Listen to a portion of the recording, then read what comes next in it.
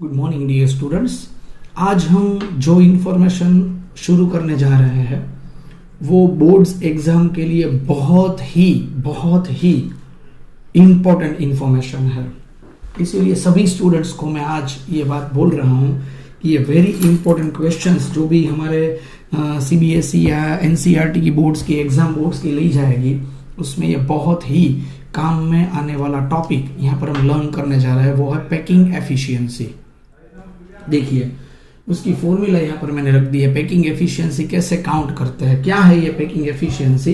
Packing efficiency का मतलब क्या होता है, देखिए पहले मैं आपको उसकी डेफिनेशन समझाता हूँ। ये बेसिक कॉन्सेप्ट अभी शुरू कर रहे हैं। The percentage of total space occupied by the particles is called packing efficiency। चलिए मैं आपको एक सिंपल एग्जांपल समझाता हूँ। बेसिक कॉन्सेप्ट में समझ लीजिए, मैं कोई सिंपल क्यूब के बारे में बात करता हूँ। सिंपल क्यूब में ऐसा समझ लीजिए, मेरे पास ऐसा एक वेसल यहां पर है उसमें मैं यहां पर अंदर ये स्फीयर एडजस्ट कर रहा हूं। स्फीयर को मैं सिंपल क्यूब की तरह ही एडजस्ट कर रहा हूं, समझ रहे हैं। ये सिंपल क्यूब की तरह ही सब कुछ एडजस्ट यहां पर हो रहा है। देखिएगा कोई एक बेसिक एग्जांपल मैं आपके साथ यहां पर शेयर कर रहा हूं।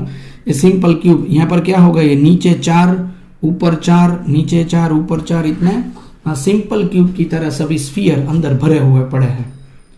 अभी समझ लीजिए, पहले मैं ऐसा यहां पर देख रहा हूं कि ये जो वेसल है उसका वॉल्यूम समझ लीजिए कि 1 लीटर इसमें वाटर फिल हो रहा है। कितना वाटर इसमें आ रहा है, 1 लीटर। समझ लीजिए 1000 ml वॉल्यूम वाटर इसमें फिल अप हो सकता है। अभी मैं क्या करता हूं, उस वेसल में सिंपल क्यूब की तरह एक ही साइज के स्फीयर अंदर एंटर कर रहा हूं। देखिएगा क्या हो रहा है यहाँ पर। तो यहाँ पर मैं ऐसा बोल रहा था, थोड़ा रिपीट कर देता हूँ यहाँ पर स्टेटमेंट्स कि मैंने ये जो वेसल लिया उसमें 1000 ml वाटर यहाँ पर फिल हो रहा है।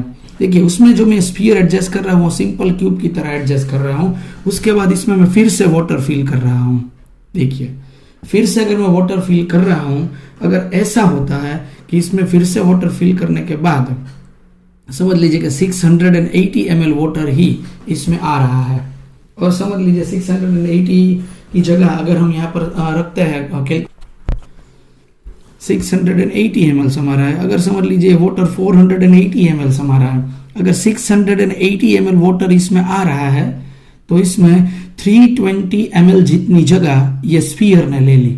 समझ रहे हैं आप, ये 1000 ml का यहाँ पर हमारे पास एक वेसल था, एक क्यूब था, उसमें हमने ये स्फीयर सिंपल क्यूब की तरह अरेंज कर दी है। अगर मैं ये एग्जांपल आपको समझाता हूँ कि समझ लीजिए उसके बाद अगर मैं ये वाटर उसमें डालता हूँ, अगर ये 480 ml जितना वाटर इसमें फिल होता है तो ये स्फीयर ने कितनी यहाँ पर स्पेस ऑक्यूपाई की, 520 ml जितनी स्पेस ऑक्यूपाई की। इसका मतलब ये है कि 52% स्पेस ये सिंपल क्यूब में ऑक्यूपाई की हुई है। अगर उसके ml की हम कंपैरिजन करते हैं तो ये सिर्फ आपको समझाने के लिए, ये जस्ट फॉर इंफॉर्मेशन था कि अगर किसी भी तरह का अरेंजमेंट हम इस वेसल में सेट करते हैं तो उसमें कितना परसेंटेज उसका क्यूब का यानी स्फीयर का अंदर होगा, ये हम इससे जान सकते हैं। बट ये तो थोड़ी टेक्निकल बात थी, बट हमको ये प्रूव करना है कि ये किस तरीके से यहाँ पर होता है।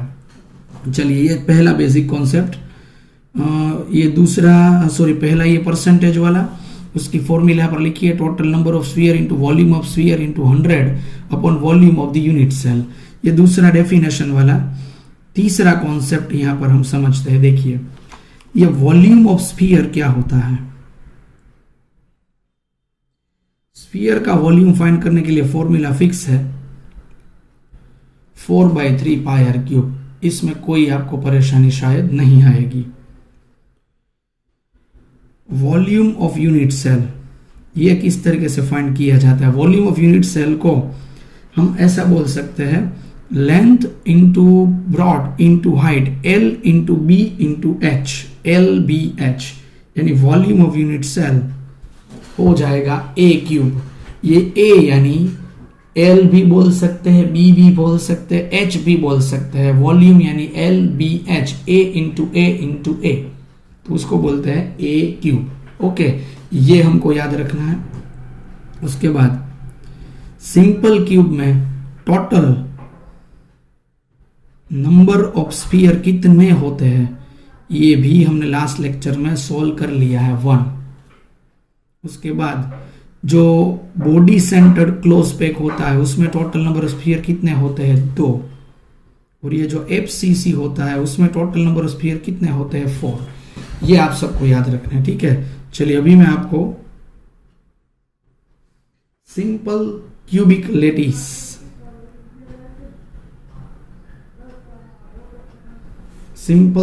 लैटिस की यहां पर इंफॉर्मेशन समझा रहा हूं। देखिए उसमें कितने नंबर के स्फीयर्स यहां पर होते हैं। चलिए सिंपल क्यूब कैसे अरेंज होता है देखिएगा।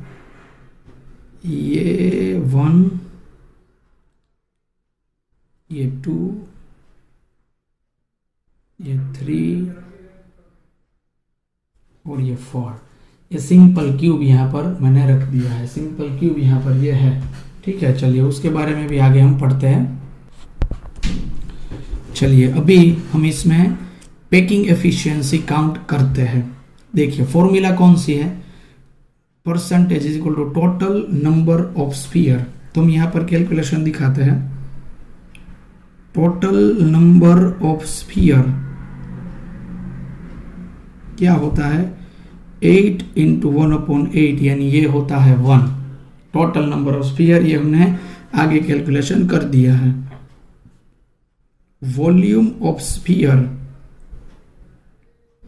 यहां पर रहेगा 4/3 pi r cube. Okay, 4/3 pi r cube. Volume of unit cell यानी ये होता है ए क्यूब। ये वॉल्यूम ऑफ यूनिट सेल किस तरीके से मेजरमेंट होता है, चलिए इसका लेटिस पॉइंट है, ये इसका लेटिस पॉइंट है, स्फीयर का मिडल पॉइंट, इसको बोलते हैं ए। क्या बोलते हैं इसको, ए। ये एज है, ओके, इसको ए बोलते हैं। और ये उसका रेडियस आर है, ये उसका रेडियस आर है। तो यानी मैथमेटिक्स के स्टूडेंट्स आसानी से समझ जाएंगे ए इज इक्वल टू यहां पर क्या हुआ, 2r। तो यहां पर हम करेंगे 2r का क्यूब, ये होगा 8r क्यूब। ये क्या हुआ यहां पर 8r क्यूब। तो परसेंटेज एफिशिएंसी फॉर्मूला क्या है, टोटल नंबर ऑफ स्फीयर कौन सा है यहां पर 1। वॉल्यूम ऑफ स्फीयर ये क्या है 4/3 pi r cube into 100 divide by volume of unit cell यानी ए क्यूब यानी 8r क्यूब। चलिए अभी इसको हम सोल्व करते हैं। यहां पर क्या रहेगा 4 ये 3 नीचे आ गया, 8 3 = 24 pi r cube into 100 into r cube. ये आर क्यूब कैंसिल, 4 6 = 24। ये हो गया यहाँ पर π/6 इंटू 100। डियर स्टूडेंट्स ये भी MCQ के लिए याद रखिएगा, π/6। ये π/6 क्या होता है, पाई होता है 3.14 डिवाइड बाई 6 यानी ये होता है 0.523, जिसको राउंडिंग ऑफ में ले रहे हैं 524 इंटू 100 यानी ये आंसर आ गया 52.4%। तो सिंपल क्यूबिक लैटिस में जो हमें काउंट करना होता है ए क्यूब, वो इस तरीके से काउंट होता है 2r cube 8r cube. 2r समझ में आ गया ना, सिंपल क्यूब में तो ऐसा ही अरेंजमेंट होता है, दूसरा इसमें कुछ भी नहीं होता है। ओके, तो ये हो गई पैकिंग एफिशिएंसी सिंपल क्यूब के लिए। चलिए अभी आगे बढ़ते हैं। जो पैकिंग एफिशिएंसी होती है वो बॉडी सेंटर्ड में किस तरीके से हम अरेंज कर सकते हैं, इसके बारे में हम इंफॉर्मेशन पढ़ते हैं। पैकिंग एफिशिएंसी इन BCC बॉडी सेंटर्ड क्यूब में किस तरीके से अरेंजमेंट होता है। तो पहले मैं आप सबको यहां पर यह समझाता हूं कि बॉडी सेंटर्ड क्यूब किस तरीके का होता है। ये देखिए मैं भी यहां पर बॉडी सेंटर्ड क्यूब ड्रॉ कर रहा हूं।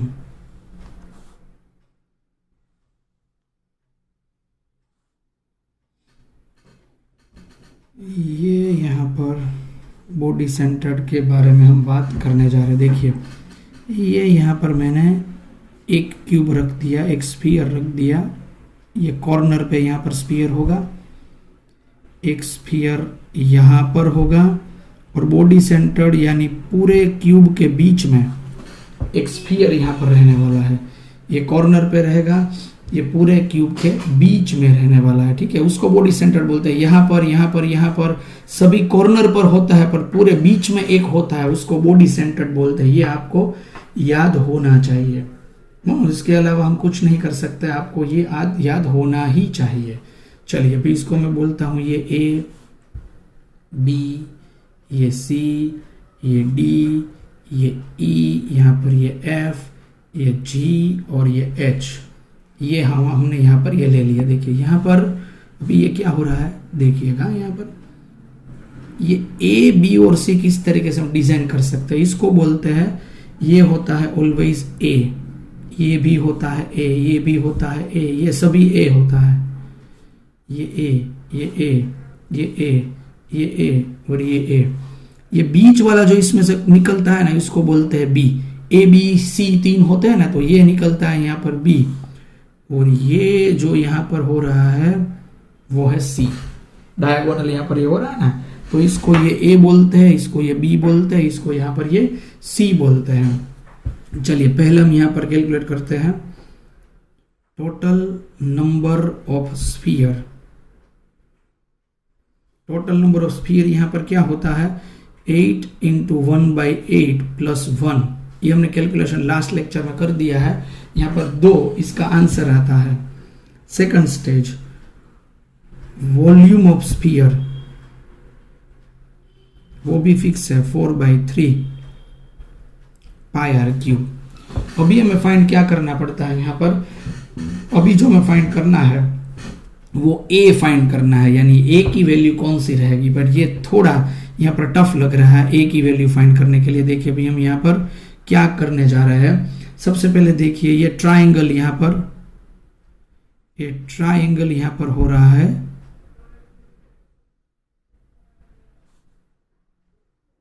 देख रहे हैं आप कौन सा है ट्राइंगल यहाँ पर है, ट्राइंगल AFD यहाँ पर हो रहा है।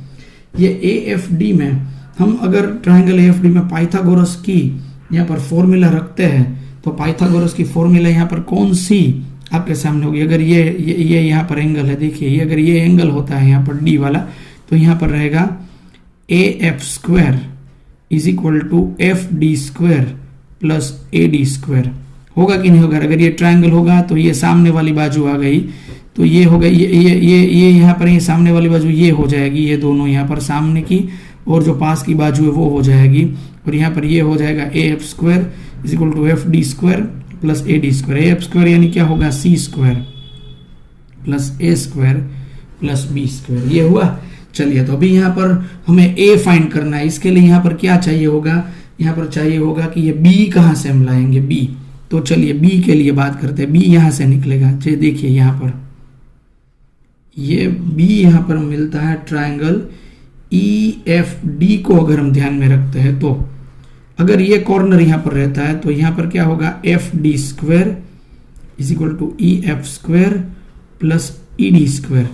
क्या होगा, FD² is equal to EF² plus ED², यानी ये रहेगा B² is equal to A² plus A²। तो ये होगा B² is equal to 2A²। इसको बोलते हैं इक्वेशन नंबर 1, इसको बोलते हैं इक्वेशन नंबर 2। B की वैल्यू यहाँ पर रख देते हैं, A² plus 2A² C² is equal to, तो यहाँ पर C² इज इक्वल टू आ गया 3A²। यहाँ पर C इज इक्वल टू आ गया √3A। C is equal to क्या आ रहा है यहाँ पर, √3A।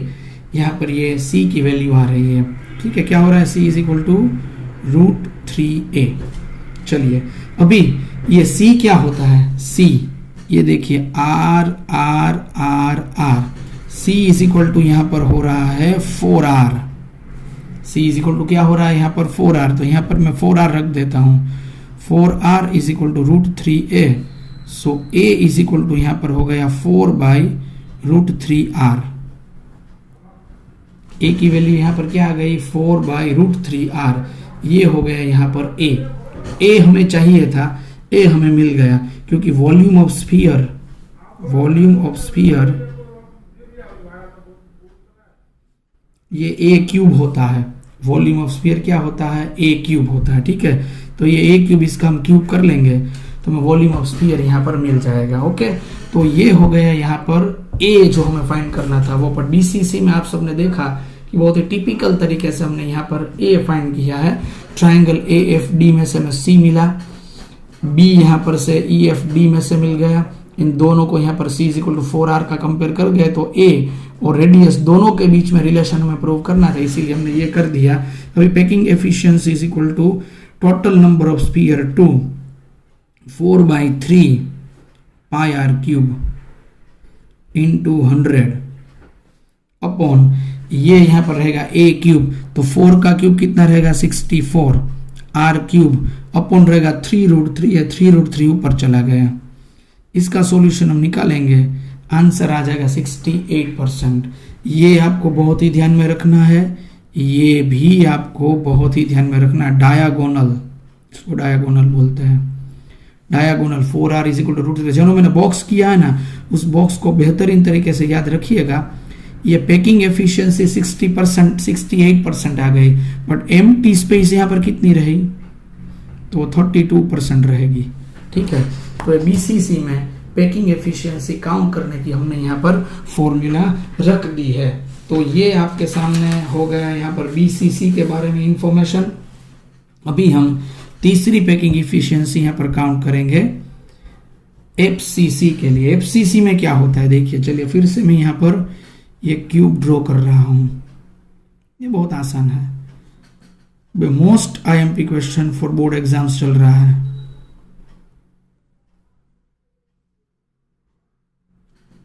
चलिए ये यहां पर ये हो गया।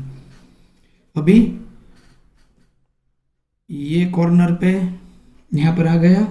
दूसरा ध्यान में रखिएगा, ये कॉर्नर पे रहेगा और ये रहेगा। जो एफसीसी होता है उसमें फेज के सेंटर में एक क्यूब होता है। बीसीसी में क्या होता है? पूरे क्यूब के सेंटर में होता है। फेज में यहाँ पर ये क्यूब होता है। चलिए उसको मैं बोल देता हूँ ए, ये है बी, ये है सी, ये है डी। देखिए इसमें से यहाँ पर ये बाजू के बीच में से जो यहाँ पर निकल रहा है, बाजू के बीच में से, उसको बोलते हैं बी। ठीक है, ये वाला है ये, और ये वाला भी है यहाँ पर ए। चलिए तो अभी इसमें हम क्या कॉन्सेप्ट निकालेंगे? तो पहला वाला टोटल नंबर ऑफ स्फीयर।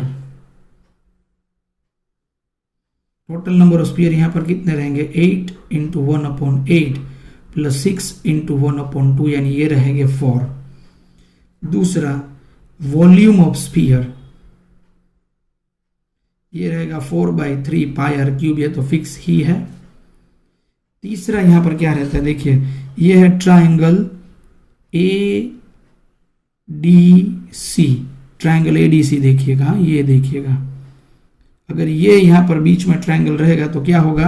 अगर पाइथागोरस थ्योरम यहां पर इस्तेमाल करते हैं, AC square is equal to AD square plus CD square, यानी ये AC क्या हुआ?